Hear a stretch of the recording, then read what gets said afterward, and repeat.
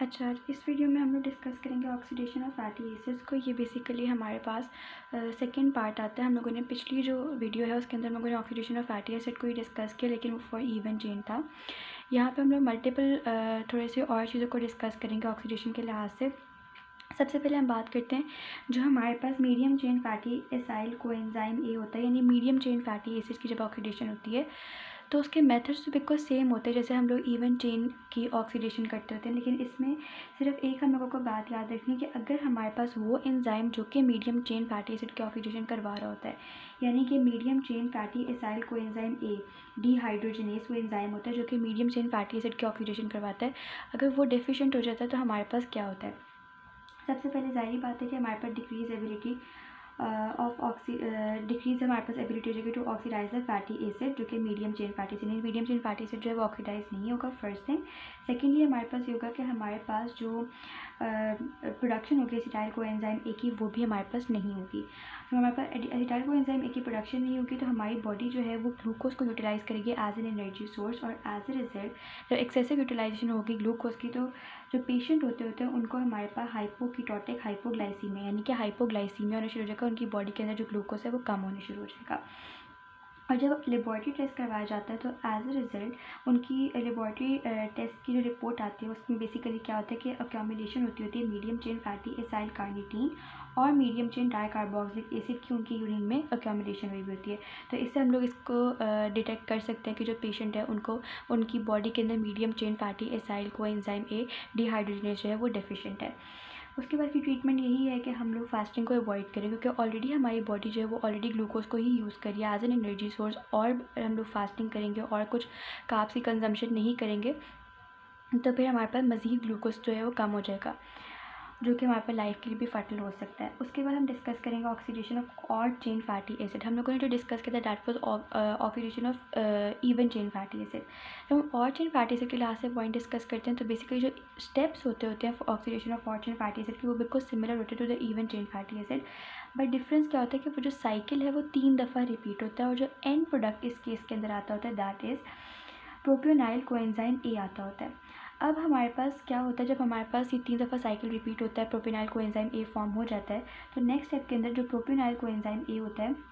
वो हमारे पास कन्वर्ट होता है इनटू मिथाइल मेलोनाइल कोएंजाइम ए, और ये जो रिएक्शन होता है जिसके अंदर हमारे पास प्रोपियोनाइल कोएंजाइम ए जो है वो मिथाइल मेलोनाइल कोएंजाइम ए के अंदर कन्वर्ट हो रहा होता है। इसको जो एंजाइम हमारे पास कैटेलाइज करता होता है वो बेसिकली हमारे पास ये हमारे पास एंजाइम होता है प्रोपियोनाइल कोएंजाइम कार्बोक्सिलेज। कार्बोक्सिलेज इसीलिए कहते हैं क्योंकि हमारे पास जो कन्वर्जन हो रही है प्रोपियोनाइल कोएंजाइम की इनटू मिथाइल मेलोनाइल कोएंजाइम, और ये डी होता है डेक्सट्रोज वाला होता है, वो कार्बोक्सिलेशन की वजह से होता है। इस वजह से हमारे पास प्रोपियोनाइल कोएंजाइम ए कार्बोक्सिलेज वो एंजाइम है जो कि इस रिएक्शन को कैटेलाइज कर रहा है।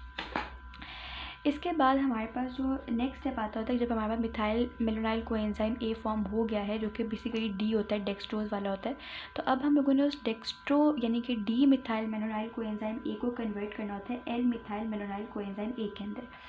अब इस रिएक्शन के लिए हमारे पास ये सिंपल आइसोमराइजेशन का ही रिएक्शन हो जाता होता है, तो हमारे पास जो एंजाइम होता है दैट इज़ मिथाइल मेलोनाइल रेसमेस होता है। उसके बाद हमारे पास जब मिथाइल मेलोनाइल रेसमेस की प्रेजेंस के अंदर हमारे पास L methyl malonyl coenzyme A form हो जाता होता है, तो अब हमारे पास क्या होता है नेक्स्ट स्टेप के अंदर formation of the succinyl coenzyme A होता है। अब सक्सिनाइल कोएंजाइम ए किस तरह से मेलोनाइल कोएंजाइम ए से फॉर्म होता है एल मिथाइल मेलोनाइल कोएंजाइम ए से इस तरह से फॉर्म होता है कि जो हमारे पास एल मिथाइल मेलोनाइल ए होता है उसके अंदर बेसिकली उसके जो कार्बन आइटम्स होते हैं वो रीअरेंज होते हैं। जब उनके कार्बन आइटम की रीअरेंजमेंट होती है तो एज ए रिजल्ट हमारे पास जो L methyl malonyl coenzyme A होता है वो कन्वर्ट हो जाता होता है हमारे पास सक्सिनाइल कोएंजाइम ए के अंदर। और ये जो रिएक्शन है जिसमें कार्बन बेसिकली रीअरेंज हो रहे हैं और एक कंपाउंड दूसरे में कन्वर्ट हो रहा है, इसमें जो एंजाइम होता है that is methyl malonyl mutase. So basically जब हमारे पास मिथाइल मेलोनाइल म्यूटेज के प्रेजेंस में ये सारा रिएक्शन हो जाता होता है उसके बाद हमारे पास क्या होता है कि यहाँ पे इसमें एक दो बातें जो लिपिनकॉट के अंदर लिखी हैं वो ये है कि मिथाइल मेलोनाइल म्यूटेज की अगर डेफिशिएंसी होती है हमारी बॉडी के अंदर जो कि एंड पे हमने लिखा है, तो एज ए रिज़ल्ट हमारे पास जो ब्लड होता है उसके अंदर मिथाइल मेलोनिक एसिड जो है उसकी अमाउंट बहुत ज़्यादा हो जाती है, ब्लड में भी बहुत ज़्यादा होती है और यूरिन में भी बहुत ज़्यादा होती है। इस सिचुएशन को कि जिसमें मिथाइल मेलोनाइल कोएंजाइम ए की जो अमाउंट है, मिथाइल मेलोनिक एसिड की एक्चुअली जो अमाउंट है वो ब्लड के अंदर ज़्यादा हो जाती है, that is called as methyl acidaemia. और जब ये यूरिन में ज़्यादा होती है दैट इज़ मिथाइल एसिड्यूरिया। इसके अलावा हम कहते हैं ये जो रिएक्शन है जिसमें formation of phenyl coenzyme A हो रहा था, इसमें हमारे पास जो एंजाइम है दैट इज़ मिथाइल मेलोनाइल म्यूटेज। इस मिथाइल मेलोनाइल म्यूटेज को जो है चाहिए होता है विटामिन B12, ठीक है, अपने फंक्शन को परफॉर्म करने के लिए। अब हमें पता है कि जो विटामिन B12 होता है वो हमारे पास दो और मज़ीद रिएक्शन में भी, अपार्ट फ्रॉम दिस रिएक्शन हमारे पास एक और रिएक्शन में यूज़ होता है जिसको कहते होते हैं, जिसमें हमारे पास जो फोलेट होता है उसकी रिसाइकलिंग होती है, और हमारे पास जो होमोसिस्टीन होता है, एक रिएक्शन होता है जिसके अंदर होमोसिस्टीन मिथ्योनिन में कन्वर्ट होता है। इन दोनों रिएक्शन के अंदर भी हमारे पास जो विटामिन B12 है वो हम लोग कोएंजाइम के तौर पर उसको यूज़ कर रहे होते हैं।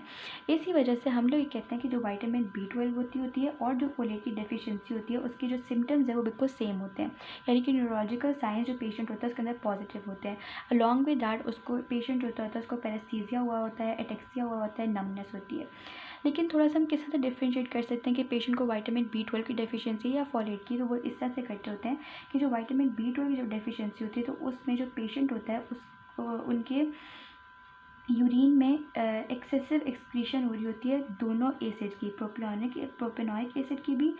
और मिथाइल मेलोनाइल जो मिथाइल मेलोनिक एसिड है, इन दोनों एसिड की यूरिन में एक्सक्रीशन होती है विटामिन B12 की डेफिशिएंसी में। इन दोनों की एक्सक्रीशन फोलेट में नहीं हो रही थी, तो इस वजह से हम लोग इसको थोड़ा सा डिस्टिंग्विश कर सकते हैं क्योंकि दोनों के सिम्टम्स सेम है लेकिन लैब रिपोर्ट डिफरेंट होती है, तो आप आइडेंटिफाई कर सकते हो कि इधर आपके फोलेट की डेफिशिएंसी या विटामिन B12 की डेफिशिएंसी है। इसके बाद हम डिस्कस करेंगे beta oxidation of unsaturated fatty acid को। अब इसमें क्या होता है कि सबसे पहले हम बात जो beta oxidation of unsaturated fatty acid होते हैं, हम इसमें एक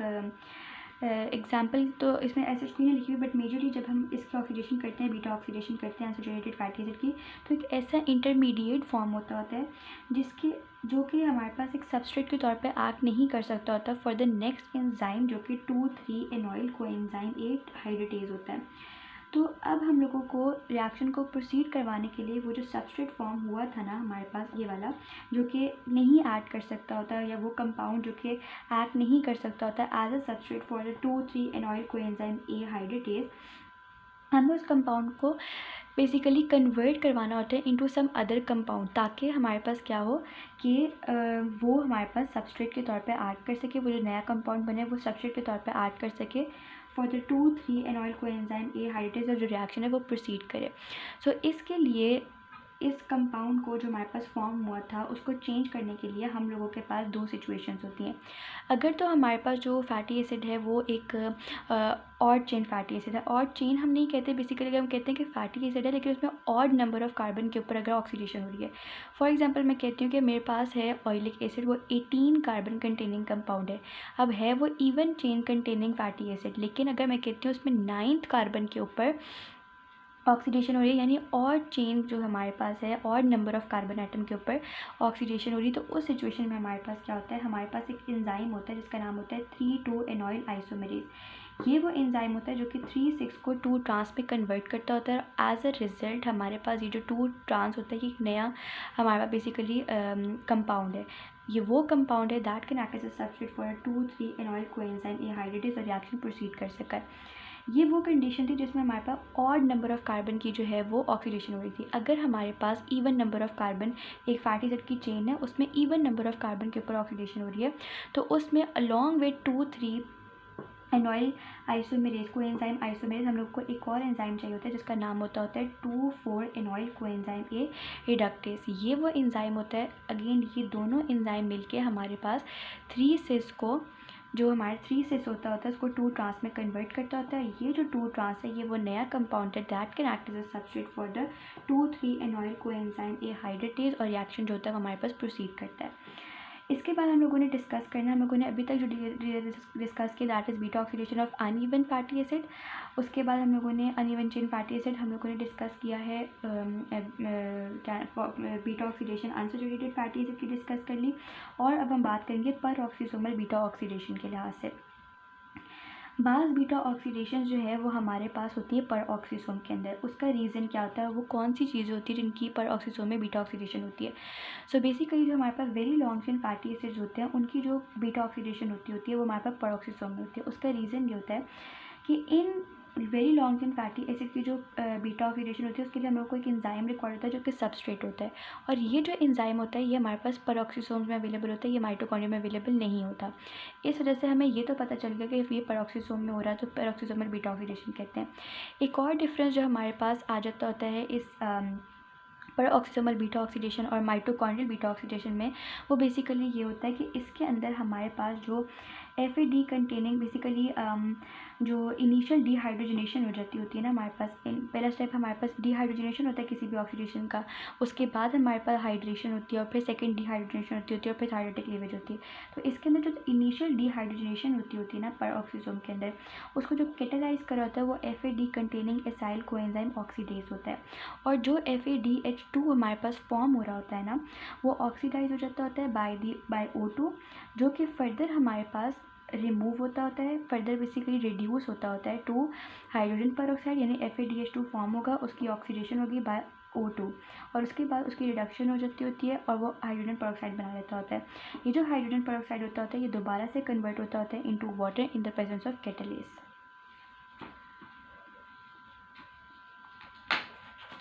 इसके बाद हम लोग डिस्कस करेंगे परऑक्सीसोमल अल्फा ऑक्सीडेशन को। अब बेसिकली हमारे पास वो कंपाउंड कहते हैं अल्फा ऑक्सीडेशन उन कंपाउंड्स के अंदर होती है जिनके बीटा कार्बन के ऊपर मिथाइल ग्रुप लगा हुआ होता है।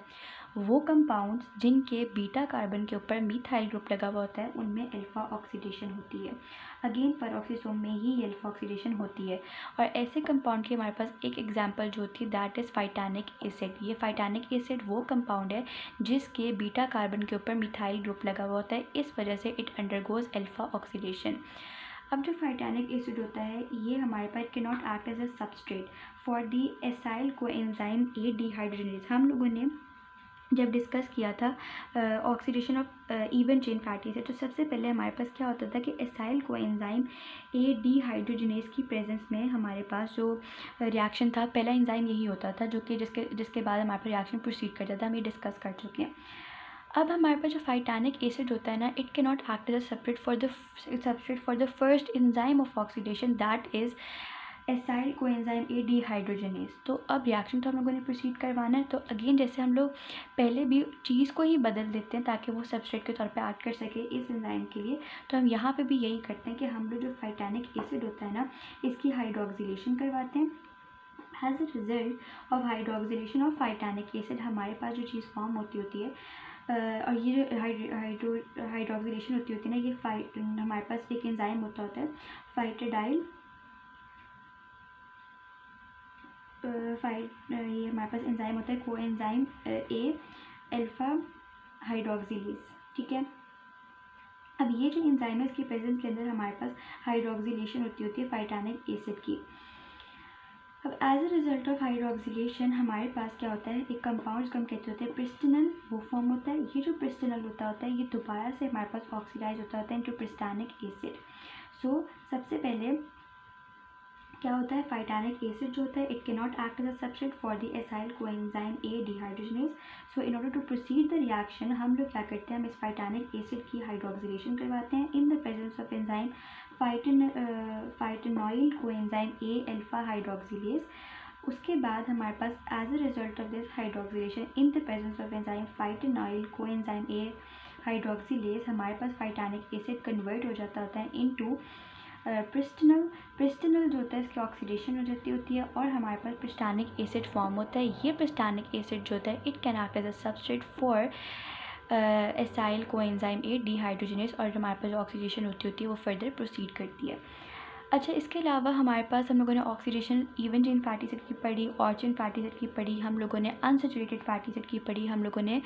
पढ़ लिया कि हमारे पास बीटा ऑक्सीडेशन परऑक्सीसोमल बीटा ऑक्सीडेशन क्या होती है और हमारे पास परऑक्सीसोमल अल्फा ऑक्सीडेशन क्या होती है। इसके अलावा हमारे पास एक और ऑक्सीडेशन होती है that is omega oxidation. Basically वो कार्बन जो कि बहुत दूर होता है फ्रॉम द कार्बोक्सिल ग्रुप या from the functional group, that is omega. मतलब कि जो फंक्शनल ग्रुप लगा हुआ होता है उसके फॉरी बाद वाला कार्बन इज़ अल्फा, उसके बाद वाला इज़ बीटा और उसके बाद वाला इज़ ओमेगा बेसिकली। तो उसकी ऑक्सीडेशन जब होती है उस कार्बन की ऑक्सीडेशन हो जाती है जो कि ओमेगा वाला होता है, उसको हम ओमेगा ऑक्सीडेशन कहते हैं। और उसका जो एंड प्रोडक्ट होता है that is succinyl coenzyme A and acetic acid. इसके अलावा हमारे पास इस टॉपिक की जो है वो कुछ क्लिनिकल्स आ जाते हैं कि बेसिकली जब हमारे पास ज़ेल्बर्ग सिंड्रोम क्या होता है कि जब हमारे पास पेरोक्सिसोम की अवेलेबिलिटी नहीं होती, दो सिचुएशंस हम कहते हैं कि इधर ये कि हमारे पास मैट्रिक्स प्रोटीन पेरोक्सिसोम्स के अंदर नहीं जा सकती, या फिर हमारे पास जो very long chain fatty acid है वो पेरोक्सिसोम से बाहर नहीं निकल सकते। जब ये दोनों सिचुएशंस होती हैं तो as a result it leads to the accumulation of very long chain fatty acid in the tissues and muscles. इस सिचुएशन को हम लोग ज़ेल्बर्ग सिंड्रोम कहते हैं। इसके अलावा हमारे पास एक और जो डिसऑर्डर होता है दैट इज़ रेफसम्स डिजीज़ होता है। रेफसम्स डिजीज़ इज़ बेसिकली कि जब आपके पास अगेन ये फाइटोनॉल कोएंजाइम ए अल्फा हाइड्रोक्सिलेज की जब डेफिशिएंसी होती है जो कि एक्चुअली हमारे पास फाइटानिक एसिड को कन्वर्ट करवा रहा होता है इनटू प्रिस्टिन, मतलब उसकी हाइड्रोक्सिलेशन करवाता होता है और हमारे पास प्रिस्टिनल जो है वो बनता होता है, प्रिस्टिनल फॉर्म हो रहा होता है। जब इस एंजाइम की डेफिशिएंसी होती है तो एज अ रिजल्ट हाइड्रोक्सिलेशन नहीं होती हमारे पास फाइटानिक एसिड की, और जो फाइटानिक एसिड होता है वो अक्यूमुलेट होने शुरू हो जाता होता है। इसके जो सिम्टम्स होते हैं वो हमारे पास क्या होते हैं, इसके जो सिम्टम्स होते हैं वो हमारे पास बेसिकली न्यूरोलॉजिकल सिम्टम्स होते हैं। ट्रीटमेंट इसकी क्या होती है कि हमारे पास डाइटरी जो हम ट्रीटमेंट की होती है कि आप डाइटरी रिस्ट्रिक्शन करवा लो फाइटानिक एसिड की।